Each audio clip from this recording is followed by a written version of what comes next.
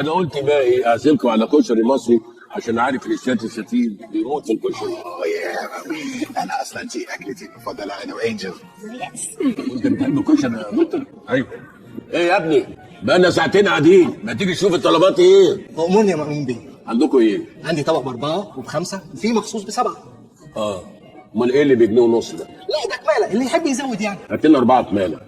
حاضر يا مأمون بيه. تحبوا تحلوا بعد الكشري؟ عندهم رز بلبن ومهلبية حكاية. اصل الكشري ده على قد ما هو لذيذ يعني بتاع ده ما يعني بيعمل عمايل في القولون كارثة.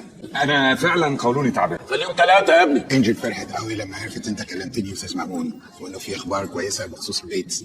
يا توم يا حبيبي وحياة النعمة دي وحياة النعمة دي أنا ما مقطع. أنا أسهل واحد في الدنيا يبيع ويشتري. حميدة ماسكة على 15. وانا موافقه. موافق على ايه يا انجل؟ وقافلة على مية درق مية يا ابني.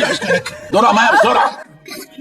خد يا توم. لا ما تشربش يا تومي، لازم ميه معدنيه. مية معدنية إيه؟ الراجل هيفيص تقولي لي مية معدنية؟ يا استاذ مأمون بيه دي سرعه.